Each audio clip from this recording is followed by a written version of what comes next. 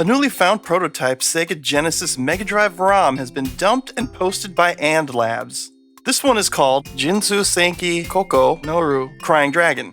The game was originally announced by Sega as a Sega CD game way back in June of 1991. What we seem to have here is a very early prototype, as this was dumped from a cartridge and many elements are unfinished. One of the first things you'll notice upon booting this one up is there is absolutely no sound. So if you're not a fan of commentary, you can just turn the sound on to mute right now and experience the gameplay as it is, without sound. The music you hear now, I added in from Wonder Boy and Monster World.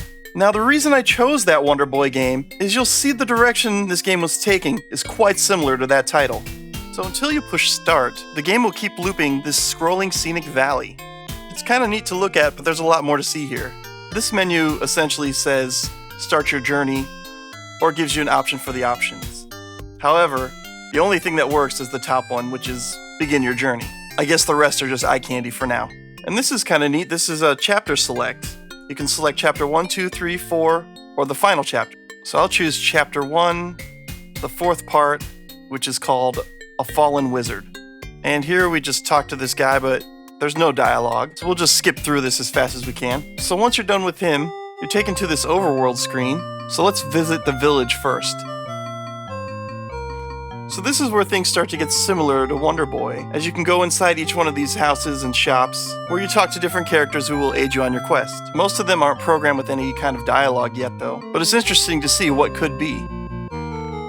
So if we venture back out into the overworld, we'll try to go across this bridge, but it won't let us go. So we'll head into the forest. And as you can see, many of the monsters are glitched.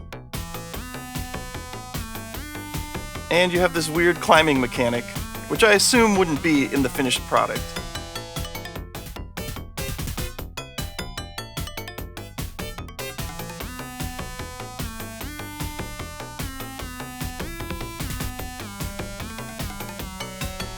Where you'll fight a boss glitched enemy, and they seem to be unbeatable. I tried several levels, none of which I was able to harm the boss.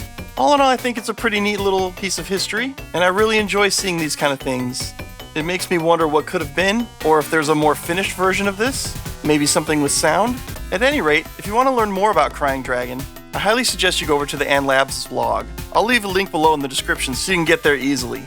So what do you think of this game? Does it look cool? Does it look like something you'd like to play? Do you wish it were finished? Or are you glad that they stopped when they did? Let's hear what you think in the comments. And if you like what you saw, subscribe if you want to.